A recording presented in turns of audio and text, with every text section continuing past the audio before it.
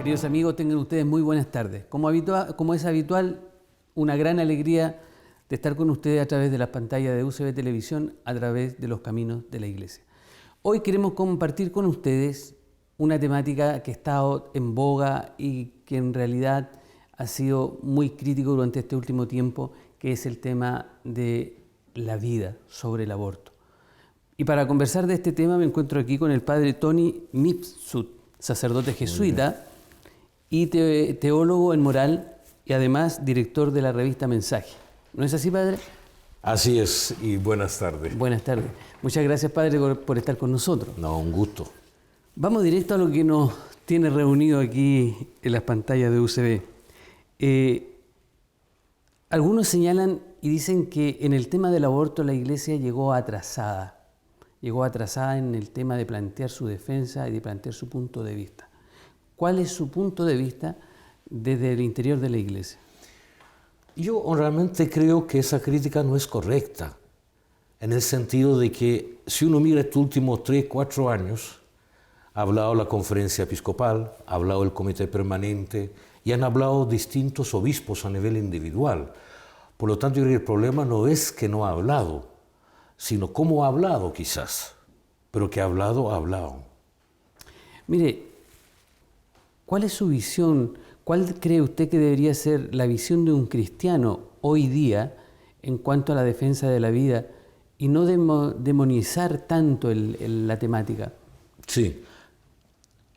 Yo creo que, en primer lugar, me parece que nadie tiene derecho a juzgar a nadie. Y en segundo lugar, también yo creo que es muy importante dialogar. El otro puede no estar de acuerdo conmigo, pero tampoco hay que pensar, bueno, entonces él está a favor del aborto. En esa discusión hoy en día yo creo que hay que tomar en cuenta que en general la gente no está de acuerdo con el aborto, la gran mayoría. Lo que está, me parece a mí, como el centro de la discusión, se ha desplazado hacia la mujer y no hacia la vida humana. El tema debe ser la vida humana. Y en ese sentido encuentro el proyecto de ley bastante débil porque lo centra sobre la mujer. Aquí el tema es la vida humana.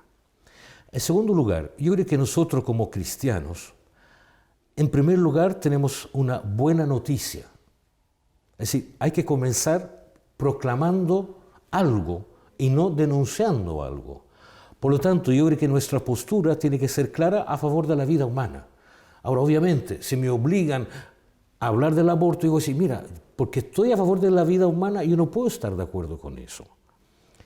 En tercer lugar, yo creo que en este punto hay varias confusiones, como también distintas perspectivas.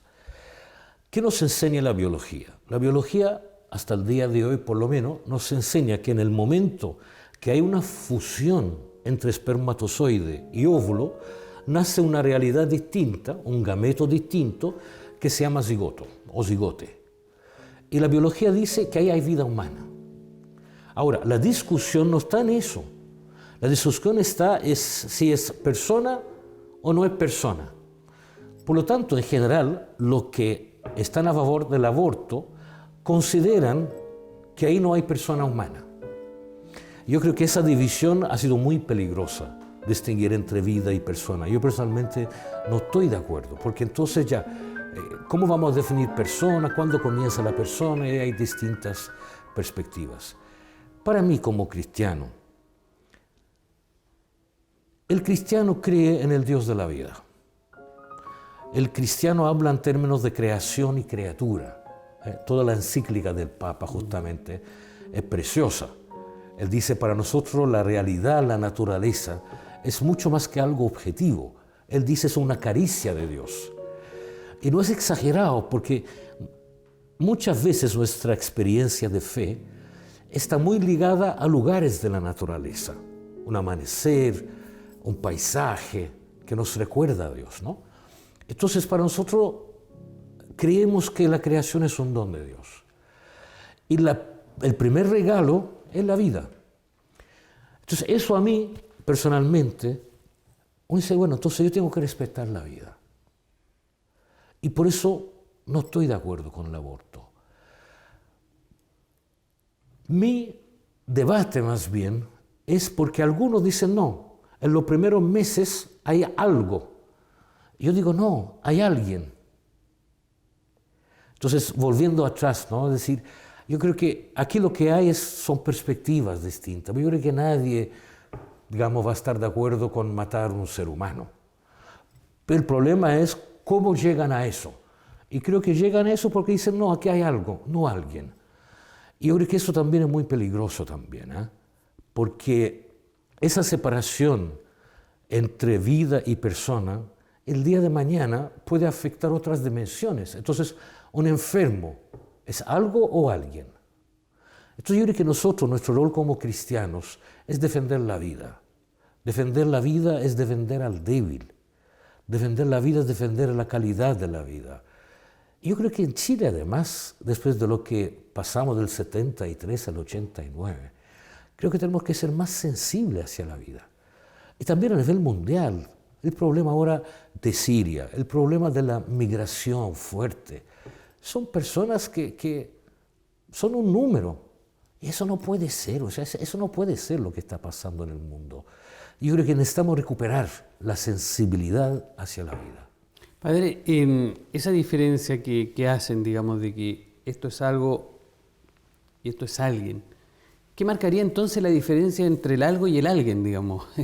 ¿Qué lo haría? Sí, ahí hay distintas teorías, ¿eh? La Organización Mundial de la Salud optó por el blastocisto, es decir, ya cuando el cigoto comienza a bajar y se implante. Si no me equivoco, son 8 o 5 días, digamos. Dicen que ahí sí hay persona, porque en ese periodo hay un fenómeno que es muy, muy raro, pero se da a veces, que de repente se duplica. El cigoto de repente llega a ser 2. Entonces dice, bueno, ya que no hay individuo, no se va a hablar de persona. A mí no me convence ese argumento porque uno dice, el hecho que tú no puedes ver que hay 2, no significa que no existen.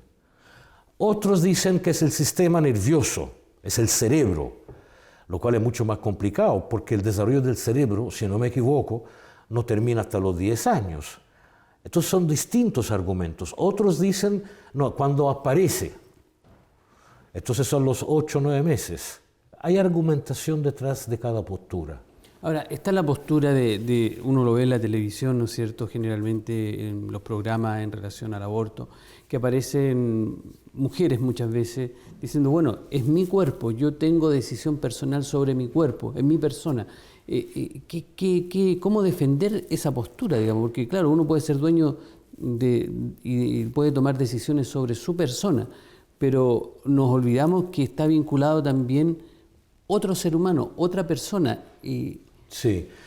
A ver, ahí yo creo que hay un error biológico, digamos, ¿no? En el sentido de que obviamente el feto y el embrión también forman parte del cuerpo de la mujer, pero a la vez es dependiente y autónomo porque tiene un desarrollo que depende, pero es independiente.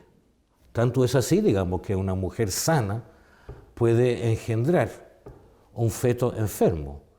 Entonces uno dice, ojo, forma parte de tu cuerpo, pero no es tu cuerpo, en primer lugar.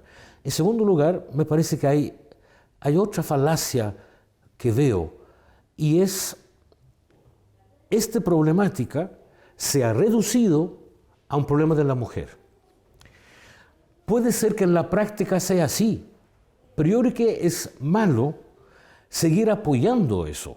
Por lo tanto, si estamos hablando de vida humana, estamos hablando por lo menos de 2 personas. Algunos dicen, bueno, es que los maridos y los hombres no se hacen cargo. Bueno, con mayor razón hay que ayudarles a hacerse cargo. Por eso, para mí, una debilidad que yo personalmente encuentro en el proyecto de ley es que se fundamenta en el derecho de la mujer. ¿Por qué es una debilidad?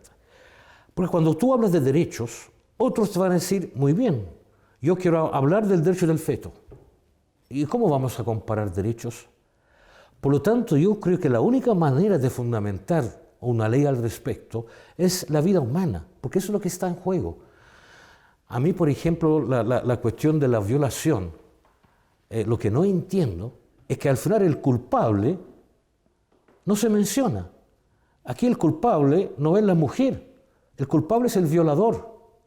Y no hay referencia, aún más, según el proyecto original, ni siquiera hay derecho y obligación de denunciarlo. Uno dice, pero ¿de qué estamos hablando? Si aquí el culpable es el violador y hay que hacer de todo. Algunos dicen, no, porque es muy complicado, porque puede ser un pariente. Bueno, pero si seguimos así, van a seguir los abusos sexuales. Es que ese es el tema. Lo que usted toca es un tema muy frágil y muy sensible también. Porque claro, aquí se pone solución al problema de la mujer y termina pagando el inocente, que en este caso es el feto, ¿no es cierto? Pero, ¿qué sucede cuando ya, si se le aplica el aborto a la chica y después vuelve a la situación familiar y el tipo no ha recibido, digamos, una sanción? El tipo va a seguir abusando de esta criatura o de otra criatura más. Entonces, el tema es ¿dónde queremos aplicar la justicia? Sí, sí. Pero, a ver, yo creo que, ¿cuál es el peligro ahí? El peligro es que en vez de cambiar el procedimiento, voy por la parte más débil. Yo creo que aquí es ahí donde tiene que haber creatividad. Es decir, ¿cómo hacer para que realmente esa persona tienen que ser sancionado? Y eso no es por venganza, es simplemente para defender la sociedad, para defender la mujer, la niña y todo eso. Por justicia. Por justicia. Entonces uno dice, a ver, arreglamos el procedimiento. Es que no se puede hacer, pero claro que se puede hacer. Pero eso implica un cambio cultural, ¿eh? Un cambio cultural enorme. Y hay que hacerlo. Sí, y eso lo estamos viendo con el problema y la reforma educacional. En esas cosas hay que ir lento, porque cualquier reforma implica cambio cultural.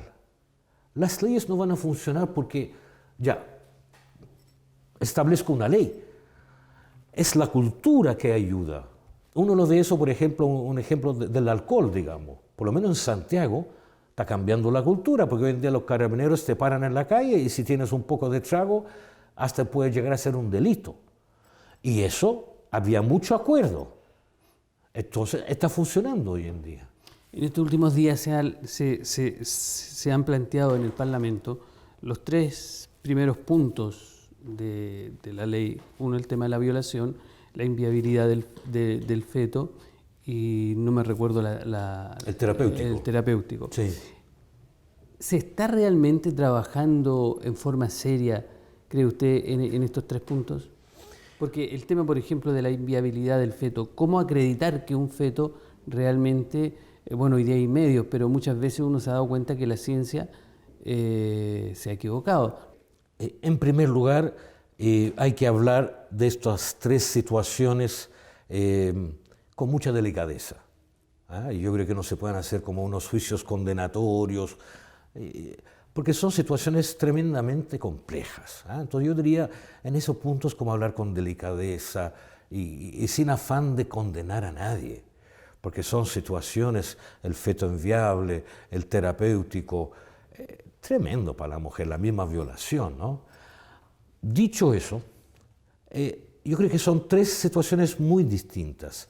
La primera situación, a mi manera de ver, no es problema ético, el terapéutico. Es decir, si a uno le dicen, o intervenimos o mueren los 2, obviamente no plantea, porque ya, si no intervengo van a morir el feto y la mamá. Obviamente trato de salvar a uno de los 2. Entonces, eso no hay problema. Creo que es muy bueno decir claramente, lo que estamos entiendo aquí es peligro de vida, peligro de muerte, perdón. Ahora, obviamente, ahí hay que intervenir. Y de hecho, en general se interviene, digamos, ¿no? Porque si no, tengo 2 personas muertas. La de la inviabilidad fetal, en primer lugar, hay una gran confusión. Inviabilidad fetal no es malformación genética, porque algunos están entendiendo entonces, por ejemplo, los niños Down. O sea, no. Aquí estamos hablando de que el feto nace y muere. Eso es inviabilidad fetal, digamos, ¿no? Entonces no se trata de malformación, no se trata de eso. Ahora, en segundo lugar, Yo veo ahí, además de que la ciencia nunca es 100%, eso es obvio, ahí en el fondo es cómo apreciamos la vida. Yo creo que eso es lo que está de por medio ahí. Aunque el feto sobreviva unas horas, ¿vale la pena o no? Sin quitar el dolor que uno sabe y presume, digamos, ¿no?, que tiene la mamá y el papá. Pero el dolor nunca ha sido criterio ético. Es decir, a ver, para explicar eso, no voy a hacer, digamos, un himno al dolor, no, sería absurdo eso, ¿no? Pero hay cosas dolorosas, pero que son buenas. El dolor forma parte de la vida. Y, por ejemplo, los papás, cuando se van los hijos, me imagino que hay un poco de dolor también, ¿no? Es como una segunda separación, pero es bueno eso. Entonces yo creo que hoy en día estamos un poco en una filosofía hedonista. Solo lo que me da placer es bueno. O sea, ojo, la vida no es así. Es decir, alguien que va a la universidad, a un instituto técnico, tiene que sufrir los años de estudio. Eso forma parte de la vida. Entonces yo creo que también aquí hay algo cultural que estamos haciendo muy mal, porque los niños crecen no enfrentándose a la vida, que va a haber dolor. Entonces, habiendo dolor, sí, es verdad. Es difícil, sí, es verdad. Pero si yo aprecio la vida, estoy dispuesto a llevarla hasta el final y las pocas horas. Pareciera que el proyecto, o en realidad la situación del aborto, muchas veces va en desmedro de la mujer en cuanto al sufrimiento. O sea, uno a veces ha escuchado mujeres, ¿no es cierto?, que le ha tocado ver nacer y morir a sus hijos, y eso, si bien es cierto como usted lo plantea, les ha causado un dolor enorme, y es un dolor, dicen que el dolor de la madre cuando pierde a un hijo no se cura más, pero sí está la satisfacción que lo vio, que lo tuvo en sus manos, a diferencia de la mujer cuando en esta situación del aborto dice, bueno, se queda con la duda. Sí. El tema es cómo, como iglesia también nosotros debemos hacernos responsables, como sociedad, hacernos responsables del dolor de esa mujer. Sí. A ver, yo diría, en primer lugar, está nuestra fe. ¿Eh? Si la fe es auténtica, ayuda mucho. Me ha tocado acompañar a algunas mujeres, y si creemos en la vida eterna, el aborto hace desaparecer, pero sigue con vida, una vida distinta que no conocemos, ¿no? Entonces el ser humano no tiene tanto poder de que lo destruye y nunca más, ¿no? En la fe no creemos eso. Entonces también ahí, para las mujeres que abortan y que quedan como muy mal, yo creo que hay que recomendarles que hablen con su bebé. Nosotros creemos que está.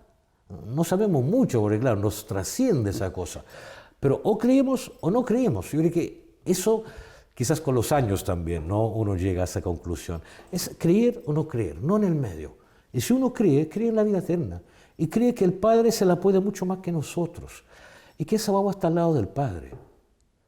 Y que la mujer lo va a ver el día de mañana. La mujer y el papá también, ¿no? Es decir, no lo ves, pero nosotros en la fe creemos que Él sigue viviendo de otra manera. Y eso es muy sanante. Y eso no es como una consolación tonta, no lo es. ¿Creemos o no creemos?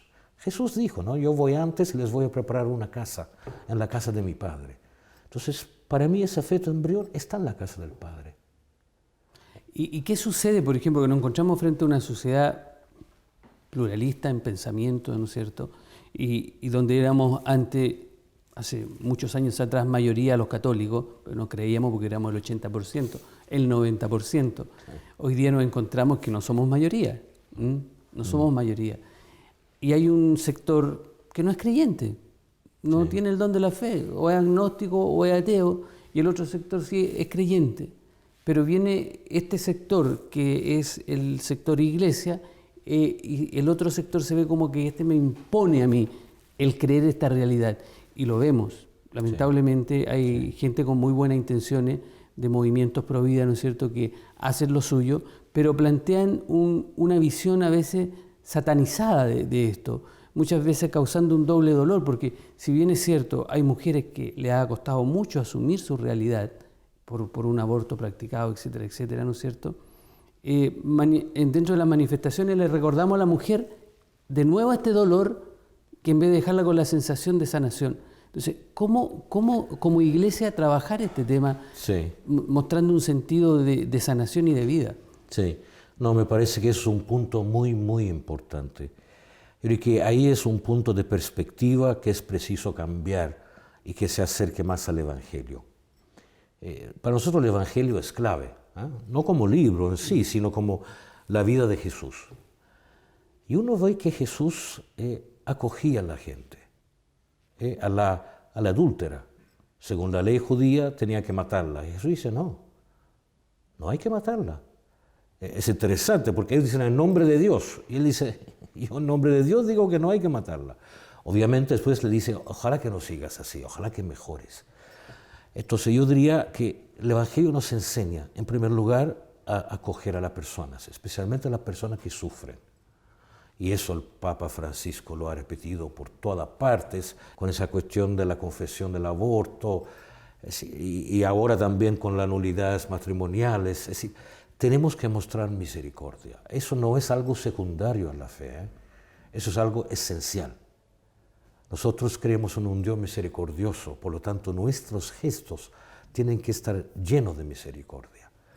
Misericordia no significa que yo justifico. Yo puedo no estar de acuerdo con la otra persona, pero igual voy a ser misericordioso. En segundo lugar, yo creo que el diálogo es muy importante. Aquí, lamentablemente, uno ve en el país, ¿no? Es decir, funcionamos a través de descalificación a nivel político, social, valórico. Eso no conduce a ningún lado. Yo creo que el diálogo significa que dos identidades están dispuestas a hablar y escucharse. Entonces el diálogo no es llegar a un consenso fácil, ya, pongámonos de acuerdo. No se trata de eso. Sino yo tengo una identidad, tengo una postura. Yo creo en mi postura y la voy a presentar al otro. Pero en ningún momento se lo voy a imponer. La fe es libertad. La fe no es imposición. Entonces yo creo que también me parece muy importante escuchar al otro, tratar de ver, mira, yo creo que en eso tienes razón, pero sigo pensando igual. Es decir, ese es el diálogo, ¿no? Y por último, yo diría, aquí lo importante también es tratar siempre de ver cuál es lo positivo del argumento del otro, aunque no esté de acuerdo. Porque solo así se puede dialogar. Si no estamos sobre dos niveles muy distintos y al final nos descalificamos, etc. Entonces yo creo que el diálogo significa, a ver, escucho al otro. Y digo, mira, sobre ese punto me parece muy razonable. Es decir, ¿quién va a negar que son situaciones tremendamente dolorosas? Y eso lo compartimos, lo que estamos de acuerdo y lo que no estamos de acuerdo. Ahora, ¿podemos llegar a una conclusión distinta? Por supuesto, pero no nos dejamos de respetar. Porque si no, realmente vamos a ver unas... Yo creo que hoy en día la sociedad, curiosamente, es más intolerante que antes. Aunque parezca al revés, ¿no? Porque en el fondo, si tú dices, mira, no, yo defiendo la vida, eres conservador. A ver, tengo derecho a defender la vida, sin que me digas conservador. Además, hoy en día, conservador progresista no significan absolutamente nada. Ya son otras categorías. Se mezcló todo. No, claro, ¿qué significa conservador? ¿Qué significa progresista? En el fondo, el progresista puede progresar si conserva algo, sí, ¿no? Y el conservador, si no se abre al futuro, es simplemente relevante. ¿Usted cree que carecemos también dentro de las, porque uno lo ve dentro de las comunidades parroquiales, como que estos temas no se quieren tocar con nuestra gente? Entonces, finalmente llevamos a la gente a la ignorancia, y finalmente la gente se queda con lo que la televisión le entrega. Lo hemos visto recientemente con el anuncio del Papa en relación a la absolución del aborto, del pecado del aborto, sí, ¿no es cierto? En que toda la gente dice en el fondo, miren, este Papa es bueno porque permite perdonar a los que se han hecho aborto. O sea, todo lo demás fueron todos malos. Entonces, finalmente, nosotros hemos sido los culpables. ¿Usted cree que carecemos de una pastoral sana, abierta, de una mentalidad, sí, más abierta? Porque son temas importantes. Lo vimos con el tema del divorcio, años atrás, y así otros temas más. La homosexualidad tampoco. Tampoco. No, claro. A ver, yo creo que es muy importante. dejemos de tratar a la gente como niños. Porque si tú tratas a alguien como niño, se va a comportar como niño. Es algo psicología fundamental eso, ¿no? Entonces yo creo que hay que hablar los temas y hay que hablarlo con libertad. Además, ¿por qué es muy importante? Porque uno es capaz de dar razón de su fe, como dice San Pedro, ¿no? Porque a veces hay gente que está a favor o en contra y cuando tú le preguntas, no saben por qué. Nosotros el mes de abril, el Centro de Ética de la Universidad Alberto Hurtado, hicimos una encuesta sobre el aborto. Encuestamos a 500 personas. Es una encuesta indicadora, no representativa. Pero nosotros dijimos, mira, nosotros presumimos que la gente sabe de lo que está hablando. Pongamos en duda eso. Entonces, la primera pregunta era la diferencia entre anticoncepción y aborto. El 11% no sabía cuál era la diferencia. De ese 11%, el 60% eran mujeres, lo cual a mí me impactó mucho más. Es decir, a veces hablamos sin saber. Yo sé, pero a ver, ¿cuál es la seriedad? Preguntamos cuántas personas encuestadas habían leído la ley sobre el aborto. 20%. Y no tenían ni idea. Preguntamos sobre la opinión de la Iglesia al respecto. Tampoco el 60% no sabía. Entonces, hoy en día estamos viviendo una época muy light. Es decir, hasta en los medios, ¿no? Con todo permiso, digamos, ¿no? Hay opinólogos. O sea, a ver, hoy en día la opinión, no, yo quiero un experto que me enseñe. O a veces el político se pregunta de todo y el otro contesta de todo. O sea, pero a ver, hoy en día es imposible saber de todo. Yo creo que nos falta una cierta seriedad hoy en día para que mis juicios realmente sean míos. Escucho a otros, les doy vuelta en la cabeza. Hoy no pensamos. Yo creo que los medios tienen que presentar hechos. Ahora, es muy difícil presentar un hecho objetivo, pero eso tiene solución. Tú presentas hechos y después llama a 3 personas, expertos, desde distintas perspectivas me van a explicar. Pero yo creo que nos falta seriedad hoy en día. ¿Cuánta gente ha leído o sabe exactamente de qué trata la reforma educacional? Todo el mundo va a decir, se trata de la gratuidad. Dice, sí, pero no solo. Aún más, la gratuidad sin la calidad, estamos perdiendo el tiempo. Y sin embargo, ¿de qué se habla? De la gratuidad. No digo que hay que descartar eso, pero hay que contextualizarlo. Pues yo tengo, si ya voy gratis a la educación, ¿es una mala educación? Me estáis perdiendo el tiempo. Entonces yo creo que hace falta mucha seriedad hoy en día. Y también esos puntos, especialmente el aborto, la homosexualidad, son temas tremendamente complejos, donde hay dolor humano de por medio. Padre, yo hace años atrás, deben ser hace por lo menos unos 15, 20 años, me tocó conocer a una persona que tenía alrededor de 80 años y salió este tema del aborto y ella me decía que obligada por sus padres, ella en prácticamente juventud, adolescencia, se había practicado un aborto. Y ella cada vez que iba al confesionario se confesaba de esto. Entonces, ¿estamos preparados como iglesia para acompañar a la gente? ¿Cuál debería ser nuestra misión, digamos? No solamente ustedes como sacerdotes o los seminaristas, también nosotros los laicos, de poder acompañar a la gente en este dolor. Yo en ese caso concreto le diría a esta mujer, está bien, confiésalo una vez, digamos, ¿no? Que lo importante es como mostrar arrepentimiento y recibir la absolución. Pero la segunda vez, pídele perdón a la guagua, no al confesor. Al confesor basta una vez. Pídele directamente a tu guagua perdón. Es decir, más allá de los ritos, hay algo profundamente humano desde la fe, ¿no? En segundo lugar, tener buena información. Yo creo que también es muy importante, porque a veces se piensa que la ciencia es mágica, y la ciencia no es mágica. Entonces yo creo que información, estamos muy faltos de información seria, explicar las cosas. Por ejemplo, esos movimientos que hay, yo conozco uno por lo menos, de acompañamiento a mujeres que van a abortar. Conozco una mujer que hoy en día está pero muy agradecida, y tiene su niña de 5 años. Es decir, hay instancias hoy en día y realmente la han acompañado. Ella llamó desde la calle llamó a un número de esa fundación, fue allá y le han cuidado. Hoy en día está agradecida. ¿Por qué? Hay un estudio hecho en Concepción justamente. Según ese estudio, el 40% de las mujeres que abortan lo hacen por coacción exterior. Ellas no querían abortar, pero o el marido, o el conviviente, o la mamá, o el papá. Entonces también por eso que es muy importante la seriedad. Entonces, oye, en esos casos, si yo hago un trabajo para modificar las circunstancias de afuera, evitamos un aborto. Entonces yo creo que en eso también hay que tocar ese problema desde distintos puntos de vista. A mí, digamos, el documento de la Iglesia que más me gustó fue un documento del año 60 de la Conferencia de Gran Bretaña de Obispos. A mí me pareció muy bueno porque, en primer lugar, justamente nosotros como católicos, como cristianos, estamos a favor de la vida. Por lo tanto, no estamos de acuerdo con el aborto.